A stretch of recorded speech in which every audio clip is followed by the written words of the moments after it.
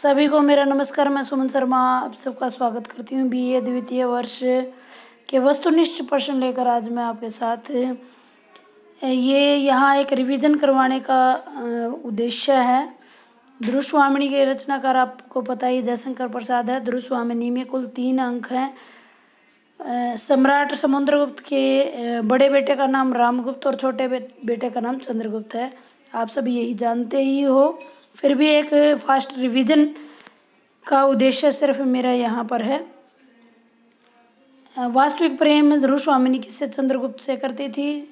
संधि प्रस्ताव में शकराज ने क्या शर्त मांगी। ध्रुवस्वामिनी को सौंपने की शर्त मांगी। शकराज कौन था? दुश्मन देश का राजा था। रामगुप्त का मंत्री या अमात्य कौन था? तो ये शिखर स्वामी था, जो कि बहुत ही ज़्यादा कूटनीतिज्ञ था। अपने फायदे के लिए किसी भी शिविर में वो पलटी मार सकता था। चंद्रगुप्त किसके वेश में शकराज के पास जाने का वर्णन करता है। ये महारानी जो ध्रुवस्वामिनी की शकराज से प्रेम कौन करती थी और शकराज की प्रेमिका का नाम तो ये कोमा है। मिहिर देव इसके पिता तुल्य हैं। ये प्रश्न भी पूछा जा सकता है, कोमा किसकी पुत्री थी? तो ये मिहिर देव की। शकराज के गुरु का क्या नाम था? तो मिहिर देव था।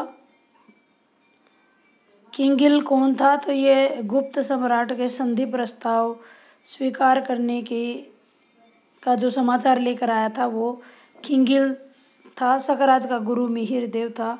शकराज का वध किसने किया और किस वेश में किया? चंद्रगुप्त ने किया और नारी वेश में किया। कुल कितने गीत हैं ध्रुवस्वामी ने? वो 3 गीत हैं। और नाटक में कौन सा रस है? वीर रस है। ध्रुवस्वामिनी नाटक में नीति शास्त्र का बृहस्पति किसे कहा गया है? शिखर स्वामी को कहा गया है। शिखर स्वामी को नीति शास्त्र का बृहस्पति किसने कहा? तो ये रामगुप्त ने कहा है। रामगुप्त को कलीव का मतलब है बुरा व्यक्ति, बुरा बर्ताव वाला। कलीव दुष्ट, कई बार अर्थ भी पूछा जा सकता है। तो ये ध्रुवस्वामिनी ने कहा है। चंद्रगुप्त या रामगुप्त के पिता का नाम समुद्रगुप्त है। दूसरा विवाह ध्रुवस्वामिनी का चंद्रगुप्त के साथ हुआ। खड्गधारणी कौन है? ये खड्गधारणी जो कि आखिर में पता लगता है, ये खड्गधारणी एक लंबी कुरूप नंगी तलवार लिए हुए गूंगी के भेष में ये रामगुप्त और चंद्रगुप्त की बहन है, जिसका नाम मंदाकिनी है। इसका खलनायक इस नाटक का खलनायक रामगुप्त है। कोमा के पिता का नाम मैं पहले बता चुकी हूँ आपको, मिहिर देव है। शकराज की पत्नी का नाम, भावी पत्नी थी, वो कोमा है। शकराज ने रामगुप्त को क्या शर्त रखी कि उपहार में उसे ध्रुवस्वामिनी दे दी जाए। ध्रुवस्वामिनी किसकी वाग्दत्ता? वाग्दत्ता का मतलब होता है प्रेमिका, अभी जिसकी शादी होनी हो। शकराज के दूत का नाम क्या है? खिंगिल है। ध्रुवस्वामिनी को आत्महत्या करने से किसने रोका? चंद्रगुप्त ने। चंद्रगुप्त किसे मारने की कोशिश करता है? रामगुप्त किसे मारने की कोशिश करता है? चंद्रगुप्त को। जीवन विश्व की संपत्ति है, यह कथन चंद्रगुप्त का है। 2 पुत्र हैं, रामगुप्त और चंद्रगुप्त समुद्रगुप्त के। और चंद्रगुप्त के पिता का नाम मैं बता ही चुकी हूँ, ये बार बार प्रश्न रिपीट हो रहा है। अब दूसरा पोर्शन जो है वो हिंदी साहित्य का पूर्व मध्यकाल लगा हुआ है। तो हिंदी साहित्य के पूर्व मध्यकाल को भक्तिकाल कहते हैं, जिसकी समय सीमा संवत की अगर मैं बात करूं तो 1375 से लेकर 1700 तक, और इसमें से 57 माइनस कर देते हैं तो सन आ जाता है। तो 1318 से लेकर के 1643 अगर सन लिखेंगे तो यही आएगा, और अगर संवत लिखेंगे तो 1375 आएगा। अब आगे अगला प्रश्न देखते हैं। सगुण भक्ति धारा देखिए। भक्ति काल के 2 पार्ट मैं एक बार बता ही देती हूँ आपको। भक्ति काल के 2 विचारधाराएं थी, सगुण और निर्गुण। सगुण का मतलब है जो किसी न किसी मूर्ति पूजा में विश्वास करते हों। निर्गुण जो है किसी ऐसे ईश्वर को मानते जो अजर अमर है, जिसका कोई रंग रूप नहीं है। इसके प्रवर्तक हैं कबीर, इसमें दो का जो सगुण काव्य धारा है उसमें दो काव्य धारा निकल जाती हैं, राम काव्य धारा और कृष्ण काव्य धारा। आगे बताती हूँ मैं। राम काव्य धारा के जो प्रवर्तक है वो तुलसीदास जी हैं और इसमें अग्रसेन इत्यादि आते हैं। अगर कृष्ण काव्य धारा की मैं बात करूं तो इसके जो प्रवर्तक हैं वो सूरदास जी हैं। सूरदास, रसखान जो किसी भी उसको नहीं मानती वो मीरा है और कृष्ण भक्ति से ही संबंधित है। आइए प्रश्न देखते हैं। सगुण भक्ति धारा में कौन से भाग माने जाते हैं? राम भक्ति और कृष्ण भक्ति, जैसे मैं अभी डायग्राम के थ्रू आपको बता चुकी हूँ। निर्गुण भक्ति धारा के दो चीज़ें मानी जाती है, संत काव्य धारा और सूफी काव्य धारा। कबीर के गुरु का नाम रामानंद है। कबीर जो है निर्गुण काव्य धारा के कवि हैं। कबीर की जो भाषा है वो सदु खड़ी खिचड़ी भाषा है, पंचमेल खिचड़ी, या इन्हें भाषा का डिक्टेटर कहा गया है हजारी प्रसाद द्विवेदी ने। किसको? कबीरदास को। संतों का ब्रह्मा कैसा है? संतों का यानी निर्गुण का जो वर्णन से परे है, अगम्य है, अकल्पनीय है, यानी जिसकी कल्पना भी नहीं की जा सकती। कबीर की जो प्रमाणिक रचना है, एक ही रचना है उनकी, वो है बीजक। जायसी जो है सूफी काव्य धारा के प्रवर्तक है। पद्मावत में तोते का नाम हीरामन तोता है। मोहम्मद जायसी किस काव्य धारा से है? सूफी काव्य धारा या प्रेमाश्री काव्य धारा। पद्मावत किसकी रचना है? ये मलिक मोहम्मद जायसी जो कि शेरशाह सूरी के समय के हैं। जायसी के गुरु का क्या नाम है? सैयद अशरफ। राम काव्य धारा के प्रमुख कवि गोस्वामी तुलसीदास जी हैं। तुलसीदास जी का सर्वश्रेष्ठ ग्रंथ जो है रामचरितमानस है। इसमें 7 कांड हैं। 7 कांड का मतलब 7 अध्याय, जैसे बाल कांड, लंका कांड, सुंदर कांड, इस प्रकार से। तुलसीदास की अन्य रचनाएं, तुलसीदास की 12 प्रमुख रचनाएं हैं। दोहावली, कवितावली, गीतावली, विनय पत्रिका, रामचरितमानस, गान राम लल्ला नछू, वैराग्य संदीपनी, जानकी मंगलम या राम आज्ञा प्रश्न। रामचरितमानस में सर्ग को क्या कहा गया है? जैसा मैंने अभी बताया आपको, 7 कांड कहे गए हैं। हिंदी में कृष्ण काव्य धारा का प्रारंभ विद्यापति से माना जाता है। विद्यापति जो कि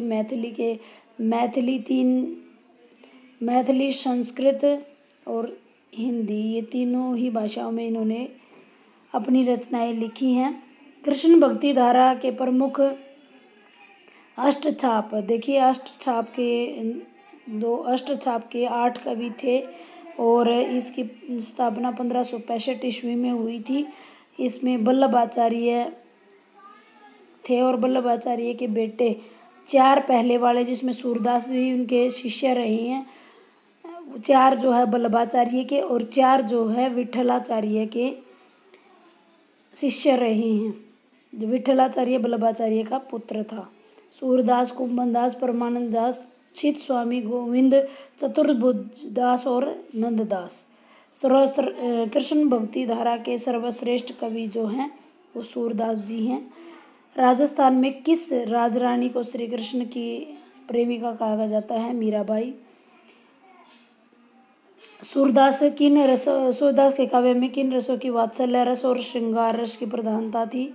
सूरदास व अन्य कवियों ने किस भाषा में लिखे हैं? वो ब्रज भाषा में। सूरदास के 3 प्रमुख ग्रंथ हैं जो कि मैं आपको बताती हूँ, सूरसागर, सूरसारावली और साहित्य लहरी। ब्रज भाषा के कोई 2 ग्रंथ, सूरसागर और विनय पत्रिका। रामचंद्रिका की रचना जो है केशवदास ने की थी। सूरसागर का काव्य रूप और भाषा कौन सी थी? ये मुक्तक छंद में सूरसागर लिखा गया है और ब्रज भाषा इसकी रही है। आगे प्रश्न देखते हैं। बीजक जो है कबीरदास की रचना है बीजक, और इसमें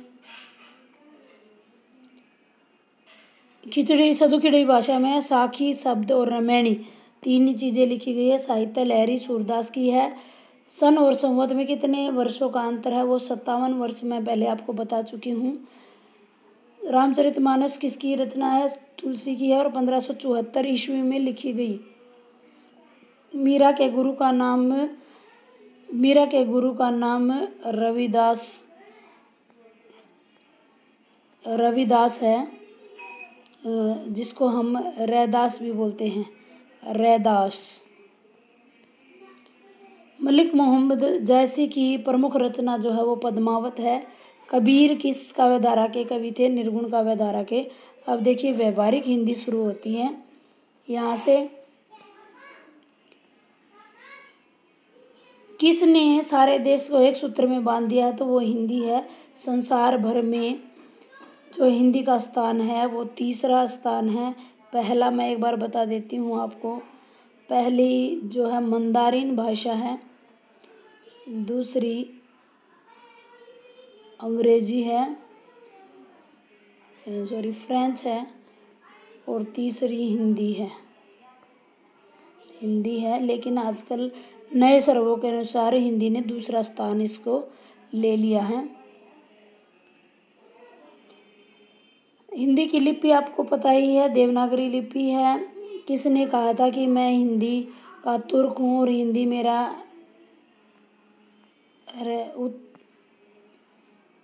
हिंदी में उत्तर देता हूँ, तो ये अमीर खुसरो हैं, पहले कवि माने जाते हैं। हिंदी की लिपि देवनागरी है। विश्व में सर्वाधिक वैज्ञानिक लिपि देवनागरी लिपि है। इसमें कुल कितने वर्ण हैं, तो वर्णों की बात करूं तो ये 52 हैं। आगे देखिए, देवनागरी और स्वरों और संध्याक्षरों की संख्या कितनी है। स्वर जो है 11 है, संध्याक्षर 3 है। देवनागरी में व्यंजनों की संख्या जो है वो 35 है। संयुक्त व्यंजन जो है 3 है।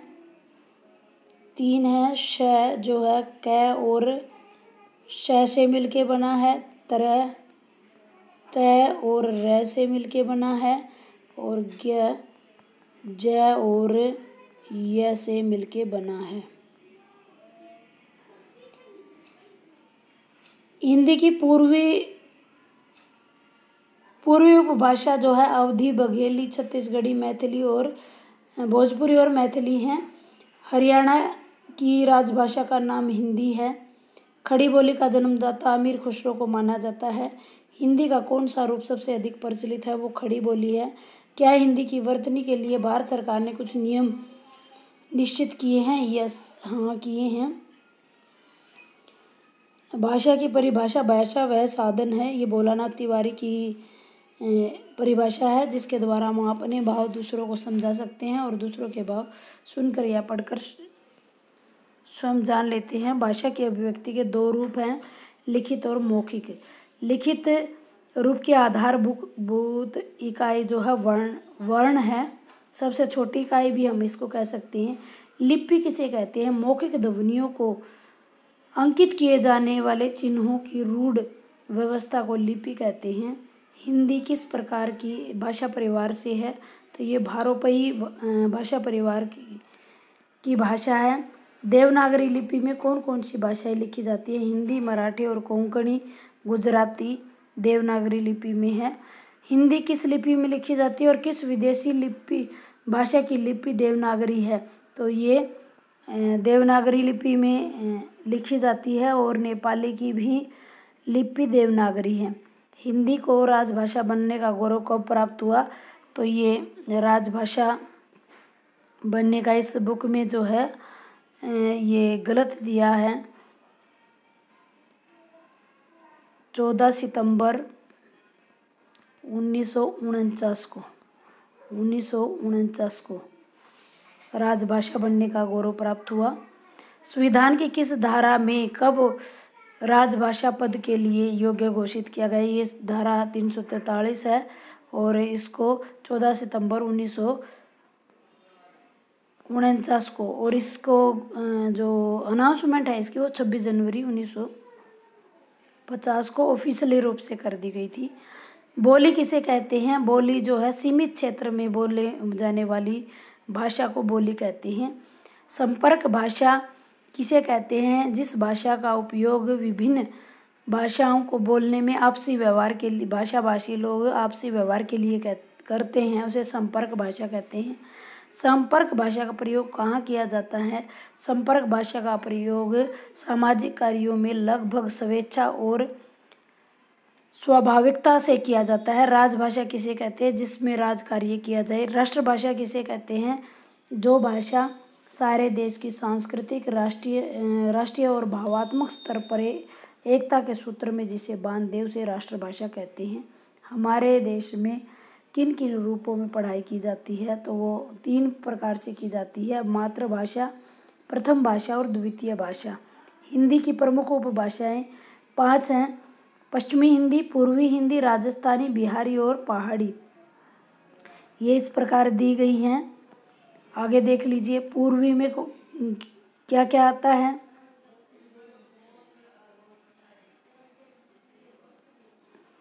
पूर्वी में अवधी, छत्तीसगढ़ी, भोजपुरी और मैथिली आती हैं।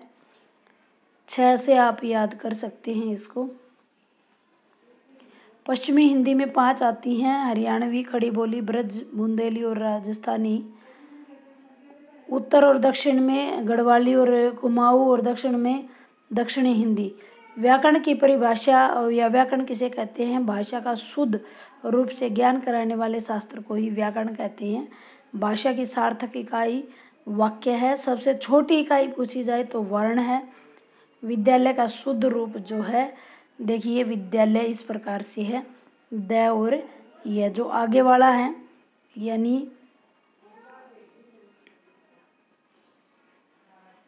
ये वाला सही है। आजकल जो मानक भाषा के अनुसार है।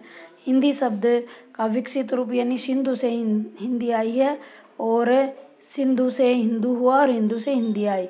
उद्भव, हिंदी भाषा का उद्भव विकास किस भाषा से हुआ है?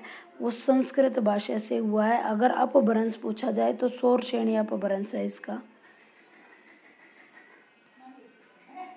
स्वामी दयानंद सरस्वती ने आर्य समाज में सामाजिक सुधार के लिए हिंदी को माध्यम भाषा बनाया था। वर्ण किसे कहते हैं? वर्ण भाषा की सबसे छोटी इकाई है जिसके आगे कोई टुकड़े ना किया जा सके, जैसे ए, ई, उ, री।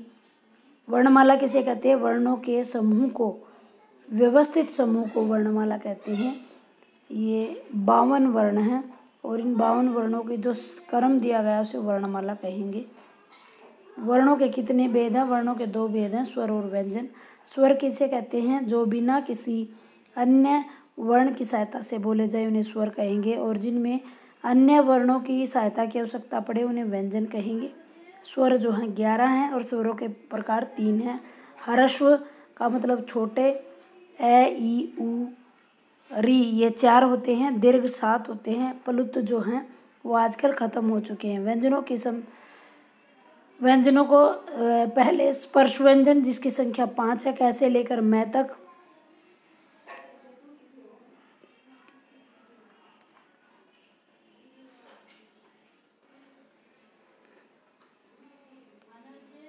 कैसे लेकर मैं तक ये 25 होते हैं। अंतस्थ व्यंजन 11 उसम व्यंजन 6।